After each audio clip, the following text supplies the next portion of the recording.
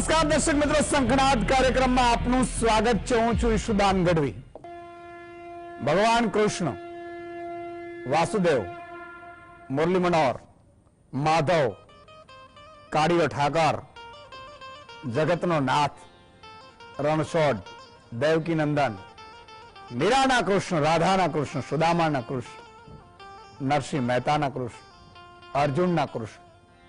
કૃષ્ણ એટલે એક પરમ તત્વ, યુગ પુરુષ એટલે કૃષ્ણ.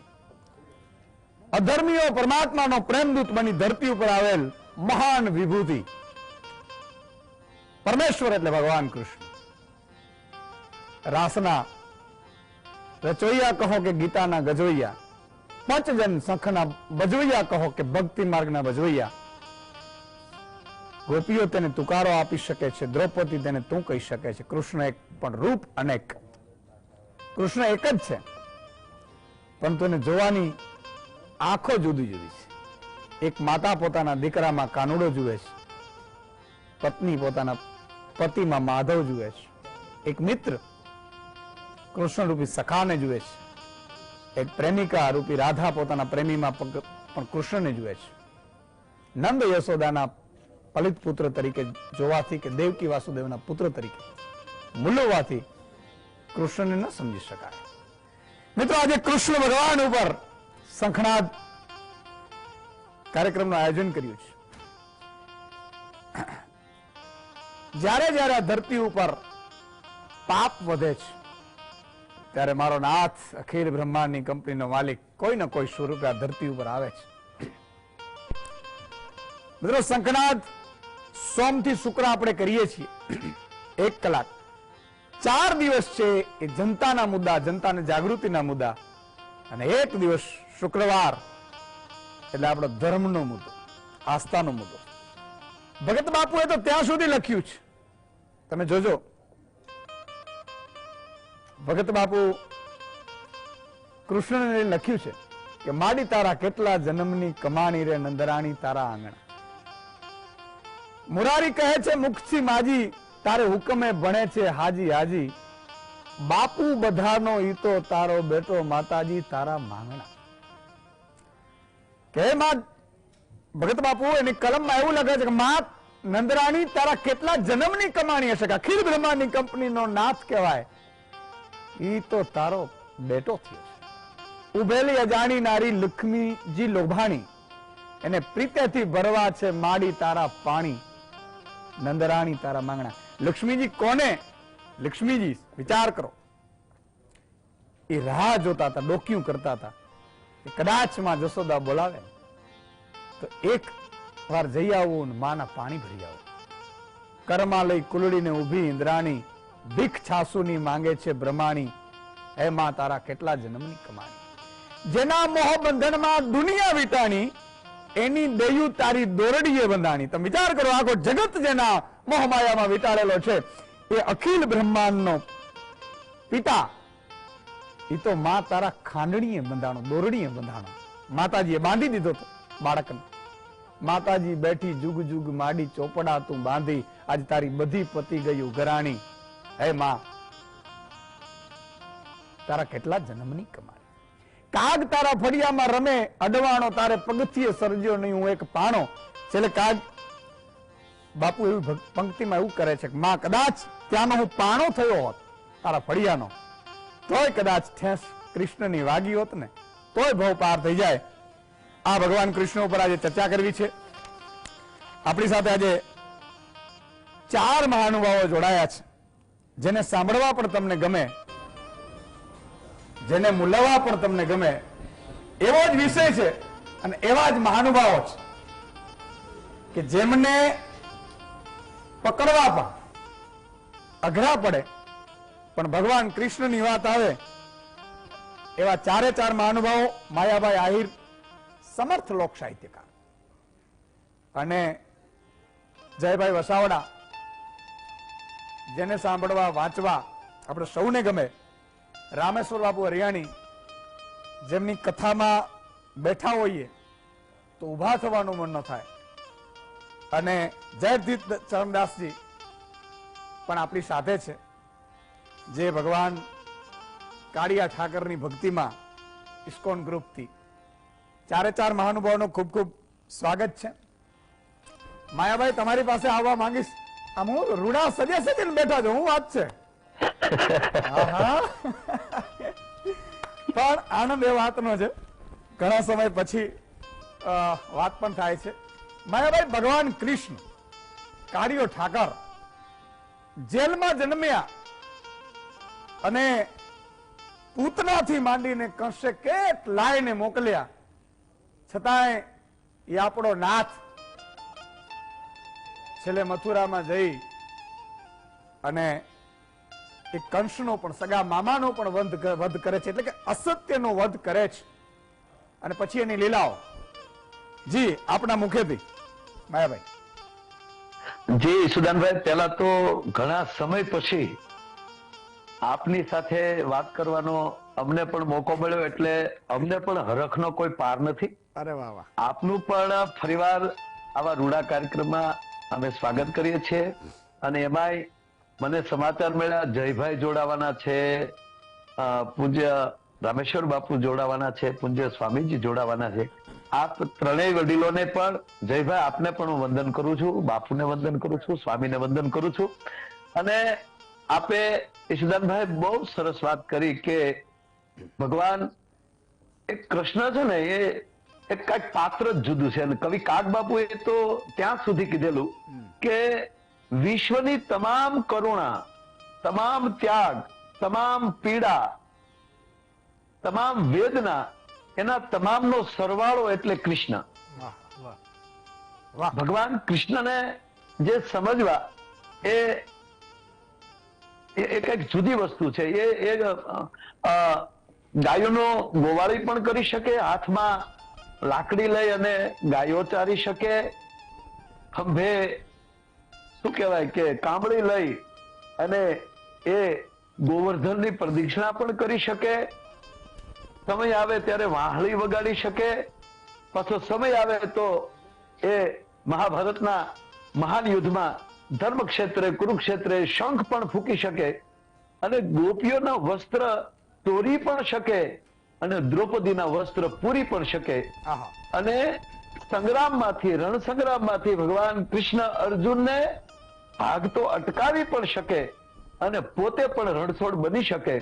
એટલે તમામ વસ્તુનો જે સરવાળો છે એ ભગવાન કૃષ્ણ છે.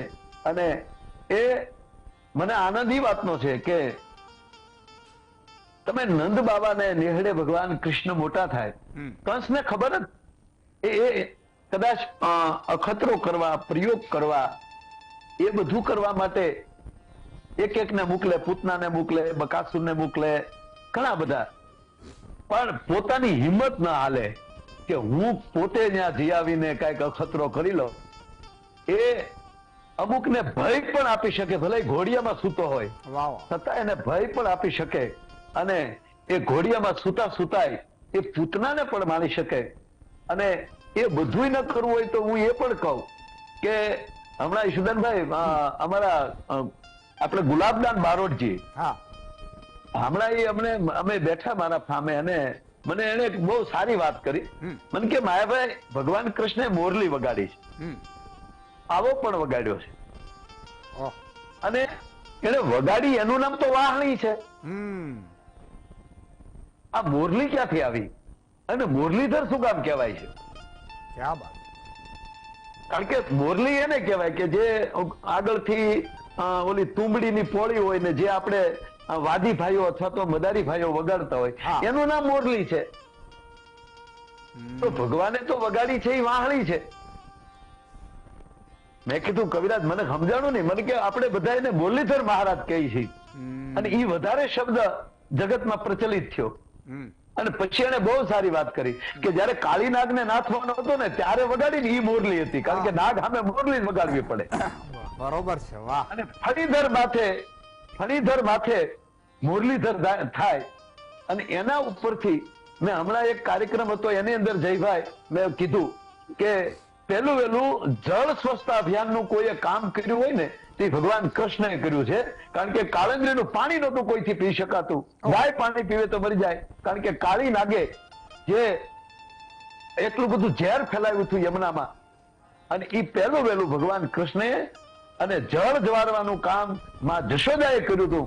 આવા મહિનાનો કૃષ્ણ થાય અને જળ જારવા જાય, ને આપણે આજની તારીખે એને જળ જીવની 11 તરીકે, તો આ પંચ તત્વોની પૂજા કરતા કોઈ શીખવાડ્યું હોય તો એ ભગવાન કૃષ્ણએ ગોકુળમાં બેઠા બેઠા. ગોવર્ધન પૂજા એ શું? પ્રકૃતિની પૂજા. 5 તત્વોની પૂજા એ પહેલી વહેલી જગ જાહેર કોઈ ઈશ્વર તત્વએ કરી હોય, અને છેલ્લે આ કાળીનાગને નાથીને. હમણાં એક ભાઈ મને પૂછ્યું, મને કે કાળીનાગ કોણ? મેં કીધું આવતા જાતા જે કચરા ફેલાવીને જે આ પ્રદૂષણ ફેલાવે છે અને આપણા જળાશયો નદીઓને જે ખરાબ કરે છે એ કાળીનાગ છે. અને એવા કાળીનાગને નાથવાનું જો કોઈએ કાર્ય કર્યું હોય તો એ ભગવાન કૃષ્ણએ કર્યું છે, અને એની આધ્યાત્મિક લીલા તો ખૂબ છે. જી ભાઈ, વાહ. માયાભાઈ હસતા હસતા કહી દીધું. આમ છે ને બધા પ્રકારના રસ માયાભાઈને આવડે. એક કરુણ રસ પર આવડે, હાસ્ય રસે આવડે. એટલે જ એમણે કીધું કે ભાઈ આ કાળી નાગ કોણ એમ. ત્યારે તો જળ કમળ છાંડી જાને બાડા અને મોરલી વગાડીને કાળી નાગ ઈશુદાનભાઈ વચ્ચે કહું, માફ કરજો જયભાઈ, એ જે નાગણીઓ હતી ને એ બધી આ જે પ્રદૂષણ ફેલાવનારની ટેકેદારો હતી. એટલે એને કૃષ્ણને લાલચ આપી, રિશ્વત દેવા. તને તું સાહેબ સ્વચ્છતા અભિયાન માટે આપણો નરસિંહ મહેતા, આપણો બાપ પહેલા કહી ગયો યાર, જળ કમળ તું સાંડી જા, તું રહેવા દે, તું કેતો અહીંયાનો હાર આપી દે, તને મોતીઓ આપી દે, પણ તું અમારા કાર્યમાં અમે જે કરી છે એમાં તું દખલગીરી ન કર. અને તેથી કૃષ્ણ એમ કહેતો તારો હારે નથી જતો, તું તાકાતથી જગાડ. તું જેની દાદાગીરીની વાત કરે છો ને, ભલે હું બાળક રહ્યો, હવે જગાડ તારા નાગને, નહીતર હું એની પૂંછડી ઉપર પગ મૂકું. આ જે પડકાર ફેંકવો કે 11 વર્ષનો બાળક, ત્યારે તો 7-8 વર્ષના હશે કૃષ્ણ, પણ કૃષ્ણએ જગતને એ શીખવાડ્યું છે કે ભયમાંથી મુક્ત થાવ અને સમાજ સામે પડકાર કરો, શંખનાદ કરો. કારણ કે આ કાર્યક્રમનો નાદ, તમે જે શંખનાદ જે છે એ ખરો કૃષ્ણએ પણ આ શંખનાદ કર્યો હતો. અને કે ભાઈ આવું ન સ્વીકારી લો, પૂતના ભલે માછી થાય પણ એવું ન ચાલે. બાળકોને ધવરાવી માર નાખે એટલે શું સમજે છે? આજે ભગવાન કૃષ્ણનો જે પડકાર જે છે એ અતિ રૂડો છે સાહેબ. અદભુત વાત કરી માયાભાઈ. અને હમણાં તો માતાબેન દીકરીઓ આહિર રાણીઓની મહારાસ દ્વારિકામાં જે યોજાયો, ન ભૂતો ન ભવિષ્યથી, અને ગજગજ છાતી આપણા સૌની ફૂલે. અને ત્યારે મારો નાથ ભગવાન કૃષ્ણ કનૈયો એ આવ્યો હશે, જોતો હશે. સાહેબ આપણે તો એટલી યોગિક શક્તિ નથી ધરાવતા, પણ એ ચોક્કસ દ્વારકામાં આ રાસ જોવા આવ્યો હશે. સુદાનભાઈ, એ રાસમાં હું રાત્રિના કાર્યક્રમમાં પણ હું હાજર હતો, અને હું ધન્યવાદ આપું મારા સમાજના પણ વડીલોને કે અમારી માતાઓએ જે કીધું પીડ્યો બોલ પાડ્યો. અને એક પણ વ્યક્તિએ કાર્યક્રમની શરૂઆત 9 મહિનાથી થઈ હતી, ત્યાંથી લઈને રાસ પૂરો થયો ત્યાં સુધી અમારા તમામ વડીલો, સમાજના આગેવાનો, પ્રતિષ્ઠિત વ્યક્તિઓ, રાજકીય નેતાઓ, જે કોઈ સમાજના વડીલો હતા, એને એક પણ એવો પ્રયોગ નથી કર્યો કે આ અમે કરીએ છીએ, મારા જેવું કામ પડે તો નહીં. બધા એક સાથે, આપણો અધ્યક્ષ દ્વારકાધીશ છે, આ રાસ આપણો દ્વારકાધીશ પૂરો કરશે. તો એ સાક્ષાત્કાર મને પણ થયો છે. અને રાસ રમતી હતી ને દીકરીઓ, ત્યારે એવું લાગતું હતું જાણે સુદર્શન ચક્ર ફરતું હોય કૃષ્ણનું અને રખોપા કરતું હોય, એવું દ્રશ્ય આંખે જોવા મળ્યું છે. જી સુદાન, નહીં, બહુ અદભુત. એટલે મેં જયારે આમ મને ખબર હતી ઘણા સમયથી ચાલે છે, પણ જ્યારે મજાની વાત એ જ છે કે ભગવાન કૃષ્ણ છે એ આમના મુખમાં છે, કોઈ આયોજકનું ક્યાંય એવું નહીં કે આ ફલાણા ભાઈએ કરી નાખ્યું. અદભુત વાત છે. અને એને આપણે સૌએ વખાણવી જોઈએ, સૌએ બિરદાવવી જોઈએ અને સૌએ અમલમાં મૂકવી જોઈએ. જયભાઈ, તમારી પાસે આવું છું. ભગવાન કૃષ્ણ નરસિંહ મહેતા યાદ કરે અને મારો નાથ એ દ્વારકાની ધરતી ઉપર ઉતરે, જુનાગઢની ધરતી ઉપર ઉતરે. ભગવાન કૃષ્ણ વીરપુરમાંથી જલારામ બાપા યાદ કરે અને અહીંયા આવે. શું વાત છે મારા નાથ! આજે તમારા મુખેથી ભગવાન કૃષ્ણને થોડાક લાડ લડાવીએ.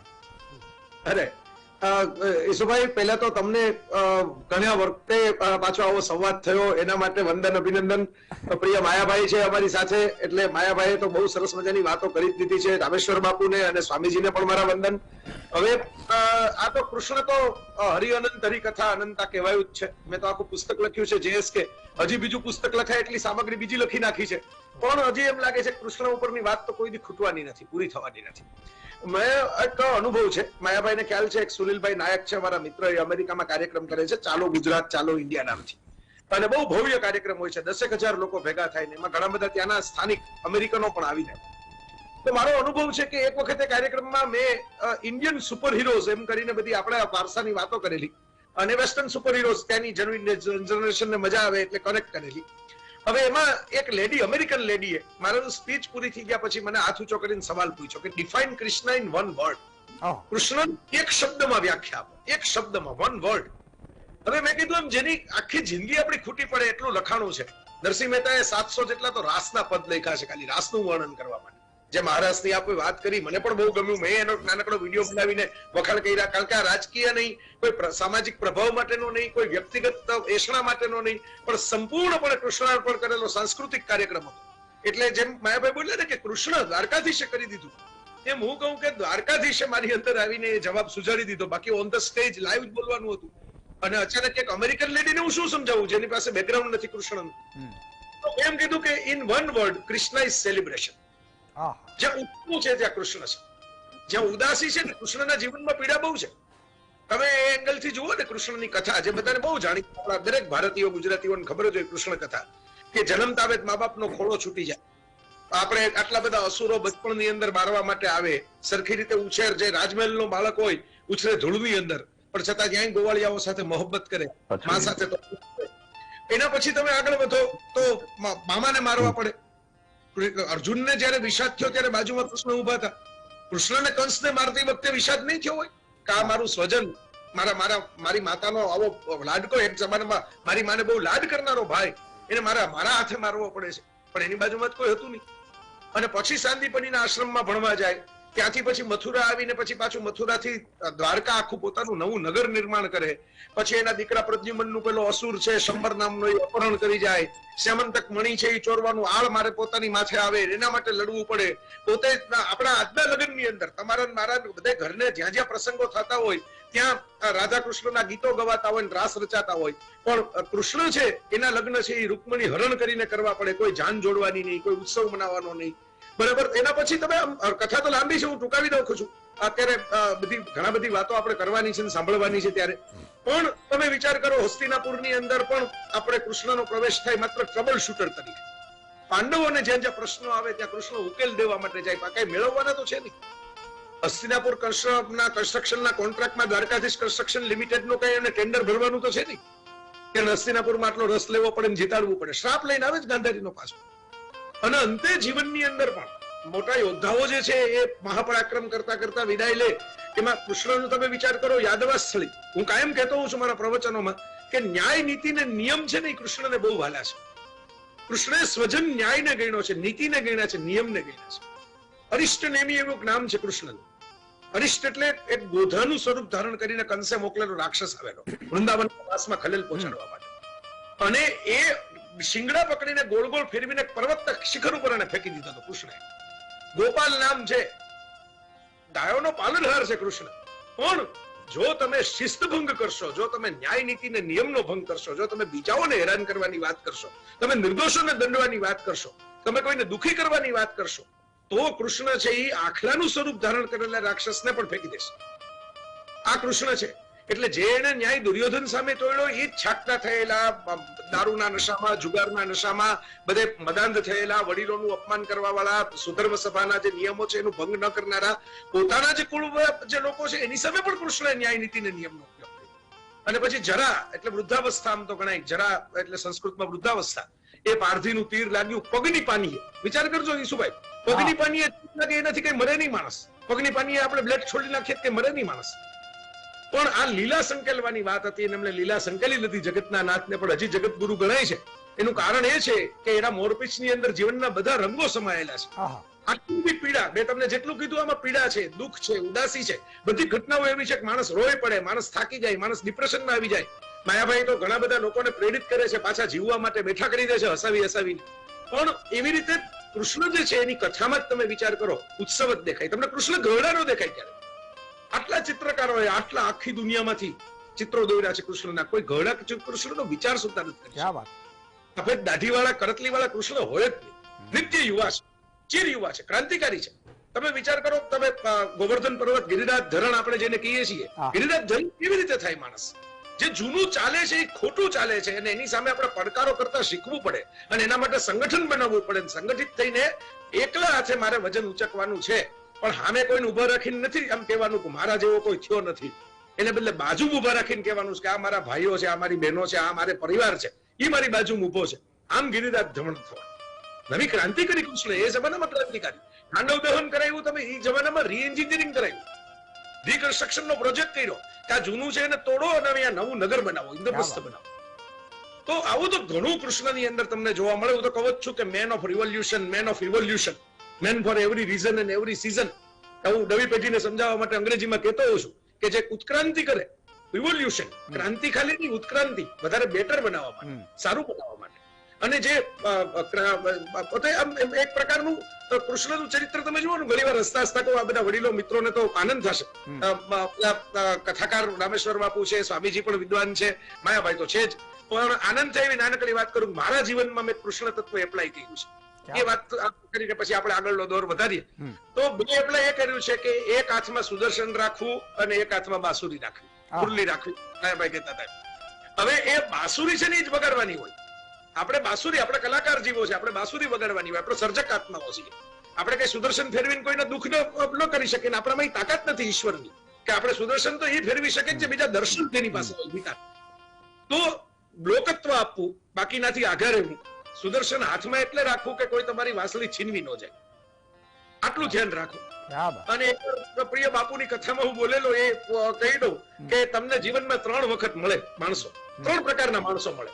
ગોપી ભાવે પ્રેમ કરવા વાળા સૌથી વધારે મળે. આપણું ધ્યાન ઓછું હોય પણ પ્રેમ કરવા વાળા જાજા હોય. જોજો આપણા જીવનમાં આવું છે કે જાજા હોય ને બિચારા પ્રેમ કરવા વાળા બીજું કઈ બોલી ન હોય કે આપણું ધ્યાન ટીકામ જતું રહે.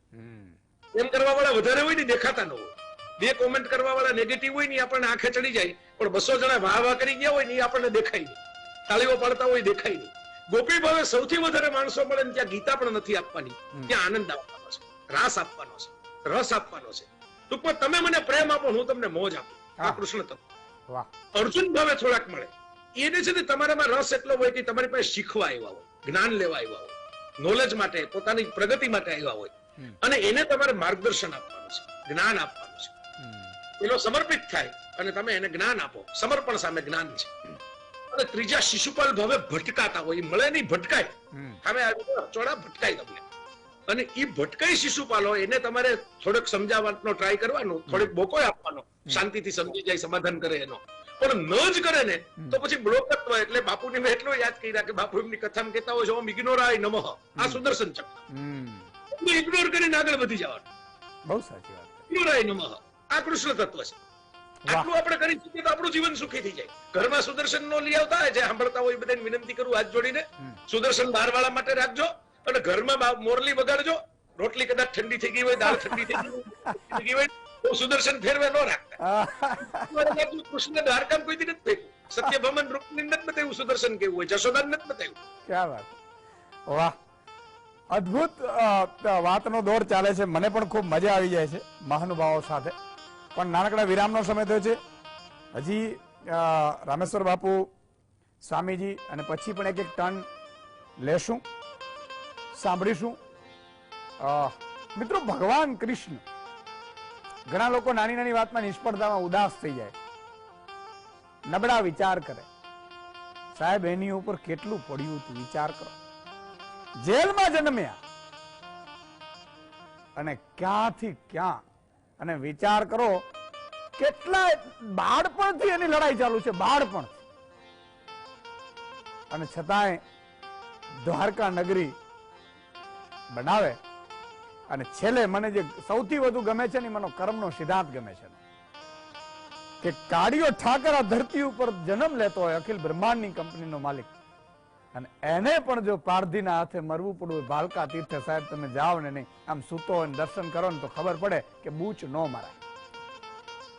ક્યારેક આપણી બૂચ વાગી જાય.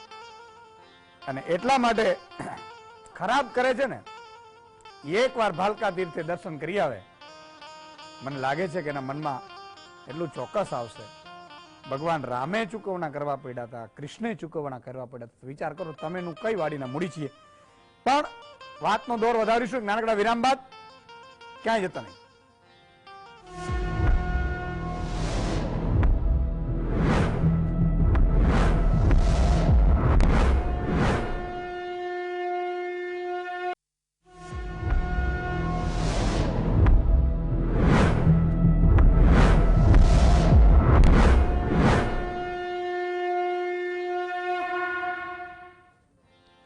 વિરામ બાદ દર્શક મિત્રો ફરીથી આપનું સ્વાગત છે. ભગવાન શ્રી કૃષ્ણને આજે લાડ લડાવવા છે. ભગવાન શ્રી કૃષ્ણ ઉપર સંકનાટ છે અને ચારે ચાર મહાનુભાવો આપણી સાથે જોડાયેલ છે. રામેશ્વર બાબુ તમારી પાસે આવીશ. ભગવાન કૃષ્ણ કેટલી લીલા, કેટલા રૂપ અને કેટલા સંદેશ. સૌપ્રથમ માયાભાઈએ દીક્ષિત વાણીમાં કૃષ્ણને આપણી સામે રજૂ કર્યા. જયભાઈએ શિક્ષિત ભાષામાં કૃષ્ણને મૂક્યા છે. આમ તો 10મો સ્કંદ ભાગવતજીનો, એમાં ભગવાન કૃષ્ણની લીલા, એમાં બાળ લીલા ભરપૂર છે.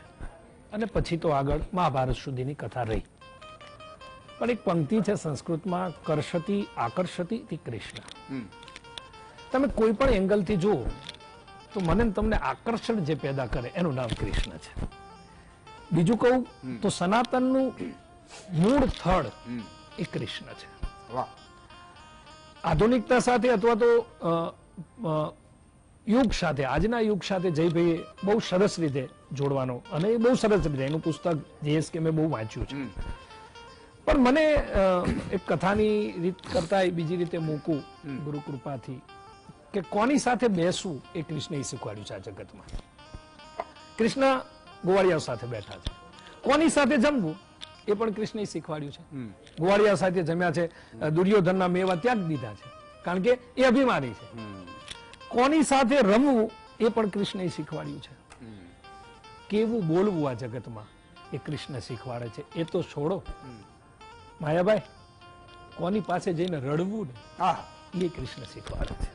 કૃષ્ણ જ્યાં ત્યાં રડ્યા નથી, જેની તેની પાસે રડ્યા નથી. કોની પાસે રડવું, કોની પાસે બોલવું, કોની પાસે ચાલવું, કોની સાથે વાતચીત કરવી, કેવી રીતે વાતચીત કરવી, આખી જે એક શિક્ષણ. માયાભાઈ તો શુદ્ધિકરણની વાત કરી કે આ જે વાત હતી સફાઈ અભિયાનની, એ કૃષ્ણ લાવ્યા. જયભાઈએ પણ બહુ સરસ વાત કરી.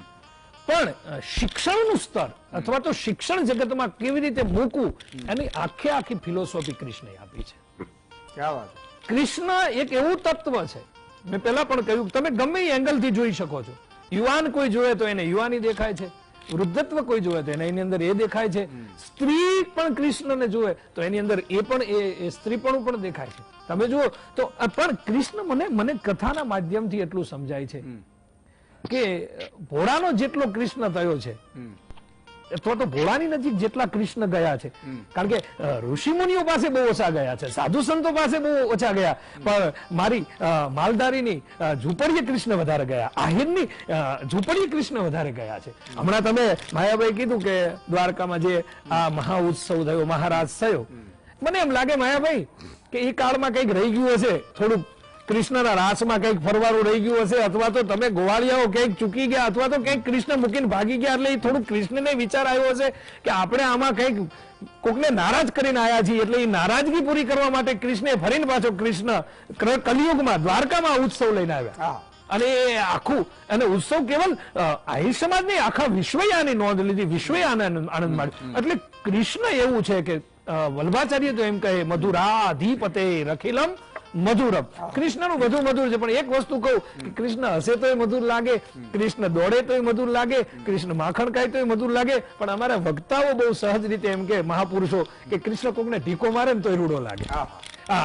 જયભાઈ કૃષ્ણ કોઈને આમ ઢીકો મારી દે ને, કારણ કે આપણને કોઈ ઢીકો મારે તો આપણે સામે બે ફડાકા મારીએ, પણ કૃષ્ણ એક એવું તત્વ છે કે કોઈને ઢીકો મારી દે. પ્રસંગો તો એવા છે કે ગોપીઓ બેઠી હોય અને પાછળથી છાનો માનો જાય અને પછી બે ના ચોટલા બાંધી દે, માયાભાઈ અને પછી છેલ્લે એ ગોપીઓને ખબર ના હોય, ખાટલામાંથી જયારે એ ઊભી થવા થાય જય શ્રી કૃષ્ણ કરે ત્યારે ખાટલા હોતી પડે, પણ પાછી દાંત કાઢતી ઊભી થાય કે આવું કોને કર્યું છે, કે કૃષ્ણ નંદબાવાના દીકરા. ત્યારે ક્રોધ ના આવે, એ ક્રોધ પણ ના આવવા દે, એનું નામ કૃષ્ણ છે. મારા ને તમારા જીવનમાં પ્રેમ પણ પૂરી દે, એ કૃષ્ણ છે. મારા ને તમારા જીવનમાં એટલા જ માટે સત્યમ પરમ ધીમહિ, એટલા જ માટે સચ્ચિદાનંદ રૂપાય, એમાં સત્યથી કૃષ્ણ. અને કૃષ્ણનો જયારે જન્મ થયો ત્યારે શ્રીમદ ભાગવતના 10મા સ્કંદમાં વાત છે કે જયારે દેવતાઓએ સ્તુતિ કરી ત્યારે કેવા કયા સત્ય સ્વરૂપ કયા છે, કેવા કયા છે, સત્યમ પરમ ત્રિસત્ય કયા છે. કૃષ્ણ ત્રિસત્ય છે.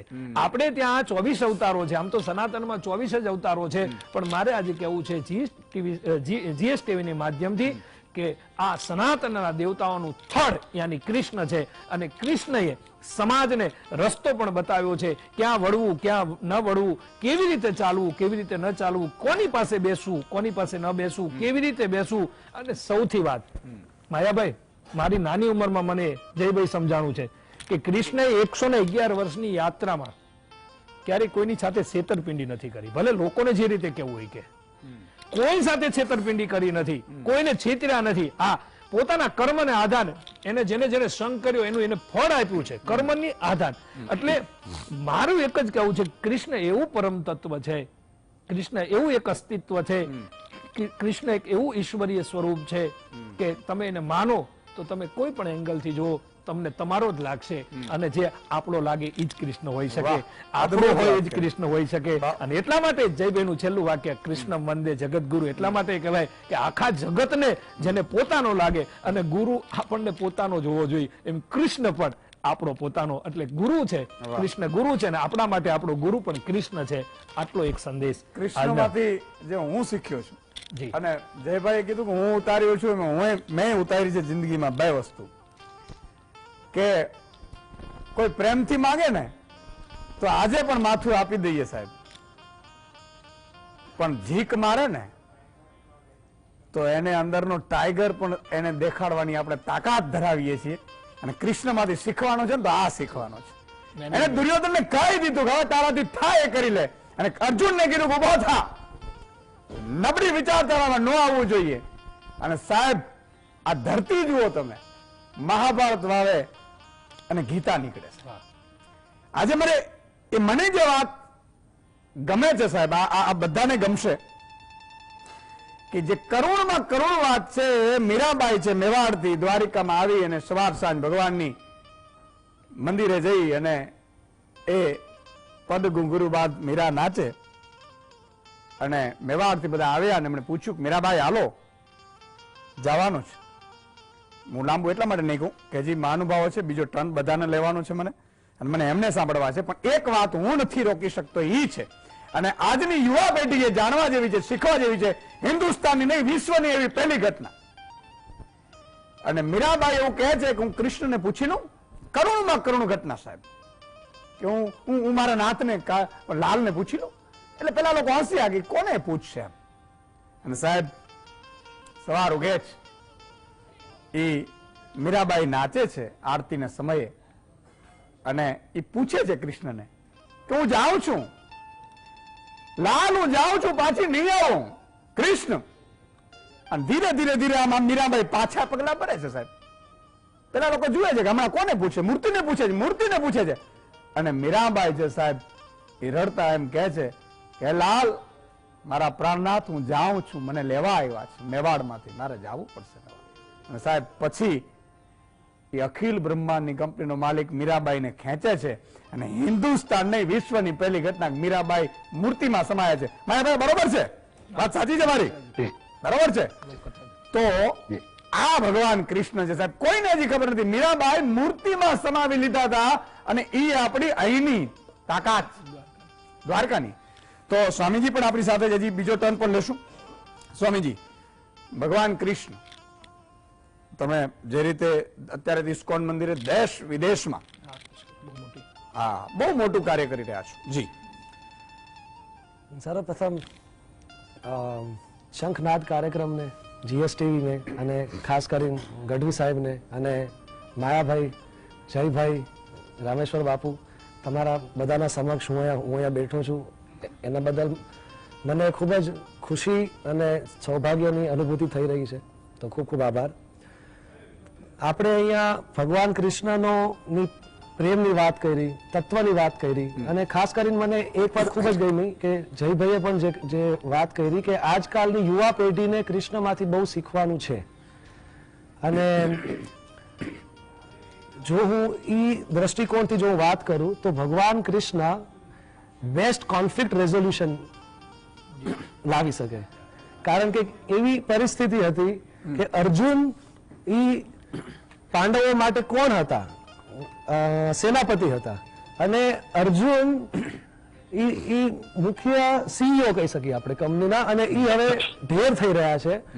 અને તો પણ ભગવાન કૃષ્ણએ અર્જુનને 45 મિનિટમાં કંઈક એવું કીધું કે જેનાથી આજે બધા જ યુવાઓને શીખ લેવી જોઈએ કે ભાઈ જીવનમાં કેવી રીતના કઠિન સમયે નિર્ણય લેવા જોઈએ કે જેમાં પછી પાછળથી પસ્તાવો ના પડે, પણ જેમાં બધાનું હિત હોય. તો એમાંથી હું થોડું કંઈક ટૂંકમાં હું કહેવા માંગીશ કે આપણે ભગવદ્ ગીતામાંથી આપણને ભગવાન કૃષ્ણ આપણને શીખવાડી રહ્યા છે કે કોઈ પણ જીવનમાં નિર્ણય લેતા પહેલા 4 નિર્ણયો આપણી અંદર લેવા જોઈએ. તો એને આપણે 4 સી તરીકે આપણે એને સમજી શકીએ. પહેલો સી છે ચેલેન્જ, કે સમસ્યામાં નથી, આપણે કયા દ્રષ્ટિકોણથી સમસ્યાને જોઈએ છીએ એમાં સમસ્યા છે. તો ચેલેન્જ મતલબ કે જેવી રીતના અર્જુન ધનુર્ધર હતા તો ઈ કેવી રીતના તીર સૌથી પહેલા પાછું ખેંચે એના પછી મારે. એટલા માટે જ્યારે આપણે જીવનમાં થોડો સમય લઈએ અને આપણે વિચાર કરીએ ભગવદ્ ગીતાના મૂલ્યો ઉપર, ભગવાન શ્રી કૃષ્ણના જીવન અને શિક્ષાઓના આધાર ઉપર, તો આપણે વધારે ફોકસથી, વધારે પાવરથી, વધારે ઇમ્પેક્ટથી આપણે આપણા જીવનમાં વધારે સારા નિર્ણયો લઈ શકીએ. અને આજકાલના લોકો એવું કહે છે કે અમારી પાસે સમય નથી, પણ જીવનમાં કોઈક વસ્તુ એટલી મહત્વની હોય છે કે it's not about having time but it's about making time. બરાબર.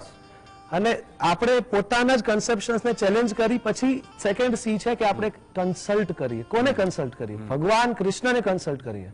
ભગવાન કૃષ્ણની ભગવદ્ ગીતાને કન્સલ્ટ કરીએ કે જે આજે પણ 5000 વર્ષ પછી ભારતથી પણ કદાચ આજના સમયમાં દુર્ભાગ્યવશ વધારે ભારતની બહારના લોકો ભગવદ્ ગીતાને માને છે, કોલેજોમાં, યુનિવર્સિટીમાં ભણે છે, ભણાવે છે, અને આપણી સંસ્કૃતિને આપણાથી પણ વધારે ઈ લોકો અપનાવી રહ્યા છે. બહુ સાચી વાત છે. તમે કારણ કે દેશ વિદેશમાં આ બધું બહુ ચાલી રહ્યું છે. બહુ ચાલી રહ્યું છે. અને ઇસ્કોન ગ્રુપે જે દેશ વિદેશમાં ભગવાન કૃષ્ણ માટે કર્યું છે, જેટલું પેલું કરીએ એટલું ઓછું છે. માયાભાઈ, તમારી પાસે આવવા માંગીશ કારણ કે મને ખબર છે કે હું પૂરું કરું શોર્ટમાં. હા, પૂરું. એટલે ફર્સ્ટ સી છે ચેલેન્જ, સેકન્ડ સી છે કે આપણે કન્સલ્ટ કરીએ ભગવદ્ ગીતાને.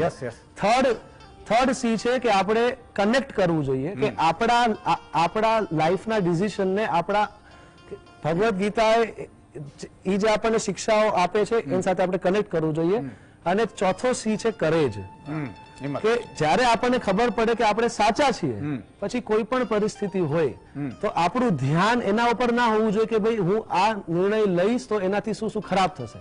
આપણું ધ્યાન હોવું જોઈએ કે ભાઈ કઈ ખૂબસૂરત વસ્તુઓ આવે છે. તો આ 4 સી આપણે જો પોતાની અંદર જો આપણે વિચારી પછી આપણે જો ડિસિઝન લઈએ તો આપણે પણ આપણા જીવનના અર્જુન બની શકીએ. વાહ ભાઈ વાહ. માયાભાઈ, હજી એવી વાત તમારે કે જ્યાં દર્શકોને પણ મજા આવે અને બીજા નંબરમાં આપણે પોતાને એમ થાય કે આપણે આપણા નાથને લાડ લડાવીએ.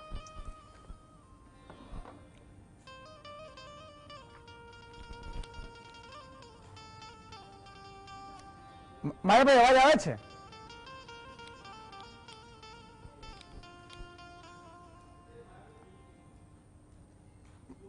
માયાભાઈ, અવાજ આવે છે?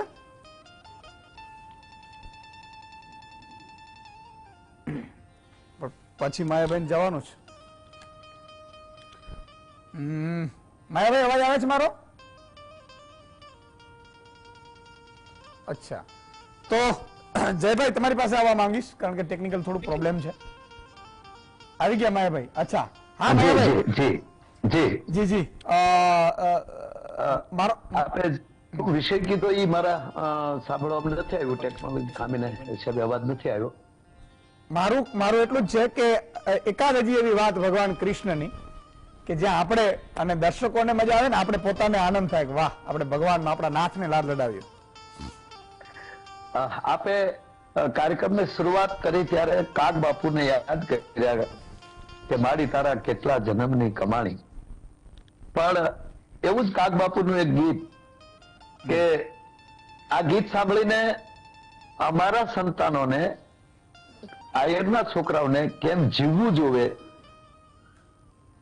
એ દિયા જ વાગ્યા છે એ વધાયું કેરા જોઈ લો પાવા રે હે નંદ બાવાજીના નીહળે રેગજી એ દિયા જ વાગ્યા છે એ વધાયું કેરા એ જોઈ લ્યો પાવા રે હે નંદ બાવાજીના નીહળે રેગજી આ ફૂલડે ભરી છે રૂડી આને ઓલી ગોકુળ કેરી શેરીઓ રે ત્યાં તો ઓલી કંપી રે ઉઠી રે કંસની કચેરી રે હે વેરી છે બાળા વેસમાં રેજી. એટલે ભગવાન કૃષ્ણ વિશે તો ઈસુભાઈ શું ન બોલી શકાય. વાહ.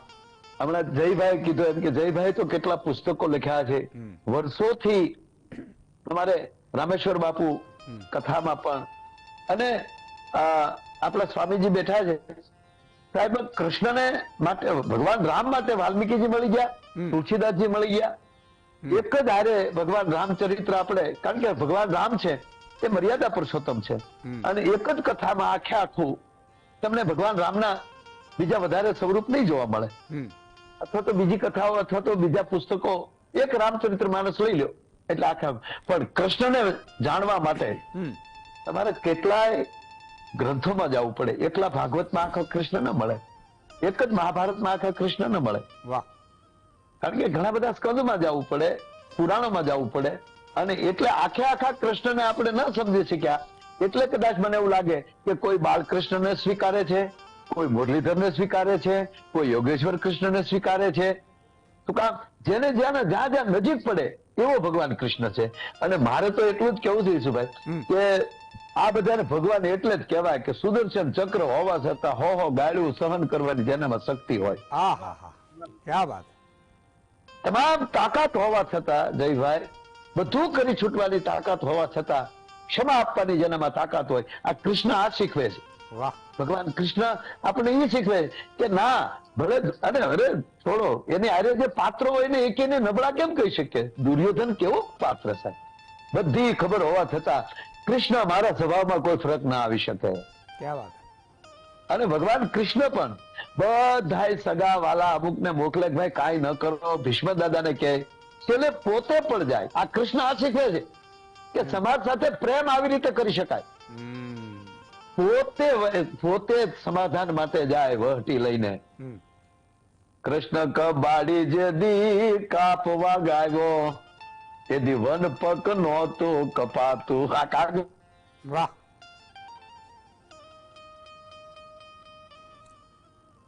અદભુત વાત છે પણ માયાભાઈને ટેકનિકલ પ્રોબ્લેમના કારણે પ્રોબ્લેમ થયો. પણ જયભાઈ તમારી પાસે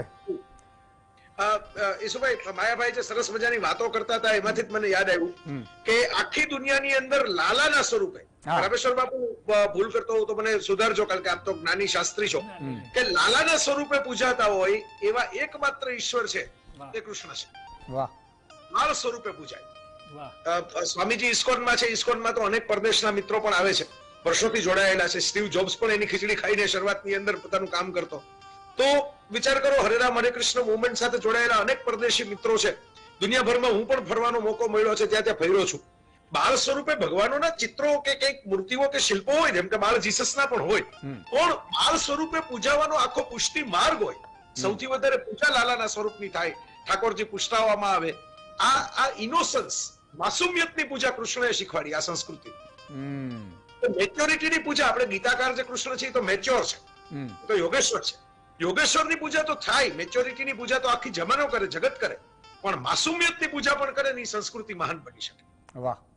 તો કૃષ્ણે આ ભોળપણની, બાળપણની, નિર્દોષ મસ્તી તોફાનની, ધીંગામસ્તીની આ બધી પૂજા આપણને શીખવાડી. એટલે બાળ પૂજા જે છે એ બાળકો, તમારે બાળકો પાસેથી તમે કંઈક શીખો, એની માસુમિયત, એની નિર્દોષતા, એની સહજતા, એની સરળતા, એ બધું શીખો.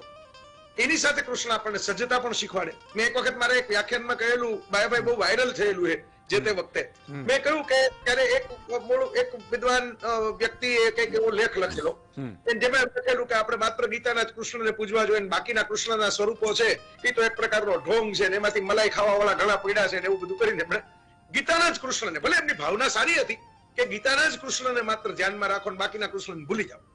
એટલે મેં હળવેકથી મારી એક વાત મૂકેલી મારા વિડીયોમાં કે જે વૃંદાવનમાં રાસ રચી શકે ને, જે બોરપીછનો રસ લઈ શકે ને, એ જ રણ મેદાનની વચ્ચે ઉભા રહીને ગીતા સંભળાવી શકે. ક્યાં વાત. આ ડાયરેક્ટ કનેક્શન છે. જીવનના તમામ રંગોમાંથી પસાર થઈને એ જ વિભૂતિ યોગની અંદર વિશ્વ દર્શન કરાવી શકે છે. પેલા વિભૂતિ યોગમાં કૃષ્ણ કહે છે ને કે હું આ છું, આ છું, આ છું, આ છું, આ છું, અને પછી વિરાટ દર્શન કરાવે છે આપણને. તો એમાં તમામ રસ, તમામ રંગ, પ્રલય પણ કૃષ્ણ છે ને લય પણ કૃષ્ણ છે, સર્જન પણ કૃષ્ણ છે ને જે સર્જનનું વિસર્જન થાય છે એ પણ કૃષ્ણ છે. કાલો અસ્મિ પણ એ છે ને કામો અસ્મિ પણ એ છે. ઓહો.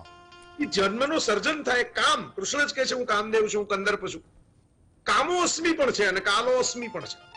અને સમગ્ર સૃષ્ટિનું જેને કહેવાય ભોળીઓ નીકળી જાય, આપણે દેશી ભાષામાં કહું તો કાળનું ચવાણું થઈ જાવ તમે જેના જડબામાં, એ પણ કૃષ્ણ છે. બીજી ફિલોસોફીમાં આ વાતો નહીં મળે.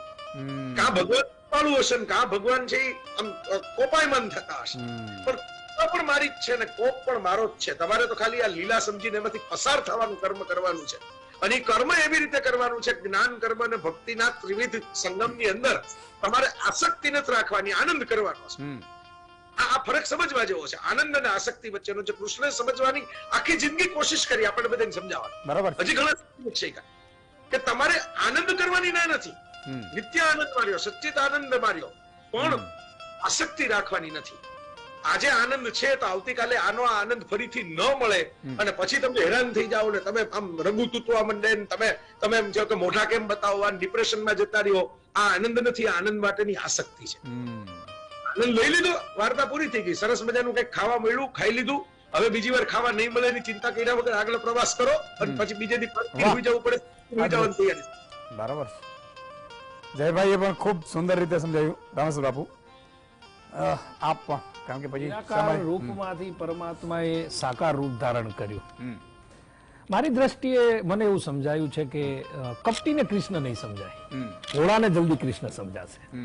આજે ઘણા લોકો કૃષ્ણને ઈશ્વર તરીકે સ્વીકારવા તૈયાર નથી, કારણ કે એ કાળમાં કૃષ્ણને બધા ઘણા એમ કહેતા હતા કે આ તો ક્યાં ભગવાન છે, આ થોડું અસ્તિત્વ છે, આ થોડું પરમ તત્વ છે. પણ કૃષ્ણ એને જ સમજાણા કે જે પોતે સત્ય હોય, કારણ કે કૃષ્ણનું એક સ્વરૂપ છે, સત્ય સ્વરૂપ છે. મારા ને તમારા જીવનમાં સત્ય હશે તો મને તમને કૃષ્ણ સત્યના રૂપમાં સમજાશે. મારા ને તમારા જીવનમાં સત્ય હશે તો મને તમે કૃષ્ણ સત્ય રૂપમાં સમજાશે. કારણ કે કૃષ્ણ સત્યનો દેવ છે, ભોળપણનો દેવ છે. કૃષ્ણની કોઈ પણ વાતો, આજે હું એમ કહું છું કૃષ્ણ નથી, પણ એના એક એક શબ્દો આજે આપણે જો આમ સ્પર્શ થાય ને તો મને એમ લાગે છે કૃષ્ણ સામે આવીને ઉભા રહે. ભલે પ્રત્યક્ષ ન હોય પણ પરોક્ષ હોઈ શકે છે. મને હમણાં આનંદનો એ જ વાત છે કે સનાતનીય પરંપરામાં ગીતાનું વિશેષ સ્થાન છે. આપણે આ ઉપર ઈશુદાનભાઈ ડિબેટો પણ કરી છે, અને હમણાં ગુજરાત સરકારે ધોરણ 8 થી લઈ અને 12 ધોરણ સુધી, જયભાઈ આપણે સૌ માટે આનંદનો વાત છે માયાભાઈ, કે અભ્યાસક્રમમાં વિદ્વાન વ્યક્તિઓએ અભ્યાસક્રમ બનાવી, મુખ્યમંત્રીશ્રીએ અને આપણા શિક્ષણ મંત્રી પ્રફુલભાઈ એ આગળ વધી અને આ ગીતાનો અભ્યાસક્રમ લાવ્યા. એટલે હવે મને એમ લાગે છે કે કૃષ્ણ ખાલી મંદિરમાં નહીં પણ હવે બાળકોના મંદિરમાં પણ કૃષ્ણ પ્રવેશ્યા છે, અને એ સરસ્વતીના મંદિરમાં પણ ગીતાના રૂપમાં કૃષ્ણ આવશે. એટલે હવે કૃષ્ણ કેવલ આધ્યાત્મિક તરફ જોઈએ, આપણે મેનેજમેન્ટ ગુરુ પણ જોઈએ, ભોળપણનો દેવ જોઈએ, પ્રેમનો જોઈએ, પણ કૃષ્ણને સમજવા માટે મારે સૌને પ્રાર્થના કરવી છે કે પહેલા તમારી અંદર ભોળપણ આવવું જોઈએ. જ્યાં સુધી આપણી અંદર કપટ હશે, જ્યાં સુધી કાળાશ હશે, ત્યાં સુધી કૃષ્ણ આપણને ભગવાન નહીં લાગે. જ્યાં સુધી આપણી અંદર સત્ય નહીં હોય ત્યાં સુધી કૃષ્ણ આપણને સામાન્ય દેવ લાગશે, ભગવાન નહીં લાગે. અને આજકાલ ઘણા લોકો કૃષ્ણને ભગવાન ક્યાં માને છે? એમ કે એ તો ગોવાળિયો હતો, ઘણી આમ હતો, તેમ હતો, એમ કરી અને સનાતનના કૃષ્ણને સાઈડ ઉપર કરવાના જે પ્રયત્નો થઈ રહ્યા છે. પણ છેલ્લે એક વાત કહેવી છે GS ટીવીને માધ્યમથી કે કૃષ્ણ આદિ અનાદિ પરબ્રહ્મ છે. એને ગમે એટલું તમે જેટલો હમણાં જયભાઈ કીધું ને કે 2 કોમેન્ટ, એવું નહીં જયભાઈ, આપણો આ જેટલો વિરોધ થાય, અને કૃષ્ણ તો અત્ર તત્ર સર્વત્ર છે, હરિવ્યાપક સર્વત્ર સમાના. અને એટલા માટે આજે આટલા વર્ષો પછી પણ આહી રાણી આહી દીકરીઓને જયારે આમ કૃષ્ણ પનમાં આવ્યો છે માયાભાઈઓ, મને તો એવું લાગે કે સ્વપ્નમાં કહી ગયો હશે કે આ કરો. એટલે કૃષ્ણ ભલે શરીરથી નથી, પણ મારી દ્રષ્ટિએ કૃષ્ણ શબ્દથી છે, અને પ્રેમથી છે, અને લાગણી છે, અને સત્યથી મારા ને તમારા જીવનમાં કૃષ્ણ પ્રસ્થાપિત છે. સમયનો અભાવ છે, પણ છેલ્લે આપના શબ્દોમાં ઓકે, તો સંક્ષિપ્તમાં. ભગવદ્ ગીતાના 5મા અધ્યાયમાં છેલ્લા શ્લોકમાં ભગવાન શ્રી કૃષ્ણ આપણને કહે છે કે પીસ ફોર્મ્યુલા, શાંતિનો ફોર્મ્યુલા. અત્યારે સમસ્ત દુનિયા શાંતિ ઈચ્છે છે, તો ભગવાન શ્રી કૃષ્ણએ એક બહુ સિમ્પલ વાત કીધી એક શ્લોકમાં, ભોક્તાહમ યજ્ઞ તપસામ સર્વલોક મહેશ્વરમ સુહૃદમ સર્વભૂતાનામ જ્ઞાત્વા મામ શાંતિમ રિચ્છતિ. કે જે ભગવાન શ્રી કૃષ્ણને સમસ્ત લોકોનો નાથ સમજી ચૂક્યો છે, અને જે તમામ કાર્યોના ભોગતા તરીકે જે ભગવાન શ્રી કૃષ્ણને સમજી ચૂક્યો છે, અને જે એ સમજી ચૂક્યો છે કે મારા સર્વોચ્ચ મિત્ર ભગવાન શ્રી કૃષ્ણ છે, જે સૌથી વધારે મને પ્રેમ કરે છે, અને જ્યારે પણ હું એમની શરણ લઈશ તો એ મને સિક્યોરિટી, ગાઈડન્સ, પાવર અને વિઝડમ એ અંદરથી જ આપશે. વાહ. તો એને ક્યાંય શાંતિ બહાર ગોતવા જવાની જરૂર નથી. ઈ જો ખાલી કૃષ્ણ પાસે જશે તો એને બધું જ પ્રાપ્ત થઈ જશે. બહુ અદભુત વાત કરી. ચારે ચાર મહાનુભાવો, માયાભાઈ, જયભાઈ, રામેશ્વર બાપુ અને સ્વામીજી જય ચરણદાસજીનો ખૂબ ખૂબ આભાર.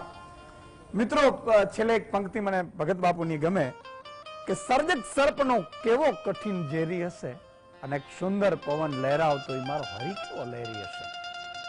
એટલે આવું દર શુક્રવારે આપણે કોશિશ કરીશું કે કારણ કે સંસ્કૃતિ જીવતી રહેવી જોઈએ સાહેબ, ધર્મ જીવતો રહેવો જોઈએ. ભારત છે ને આધ્યાત્મિક દેશ છે સાહેબ. તમે ગિરનારમાં વયા જાઓ તો કેટલાય જટાધારી આજે વર્ષોથી તપસ્યાઓ કરે છે. તમે હિમાલયમાં વયા જાઓ, તમે કોઈ પણ 40 કિલોમીટરના રેન્જમાં જાઓ અને સાહેબ અન્નક્ષેત્રો આજે પણ ચાલે છે. એટલે આ ધર્મ અને આધ્યાત્મિકની ભૂમિને આપણે વધાવતા રહેશું. રોજ મારી આપને વિનંતી છે કે 5-25 લોકોને કહેજો, જેથી કરીને જનજાગૃતિ આવે. આ આપણો શંખનાદ એના માટે છે. આજે બસ આટલું જ.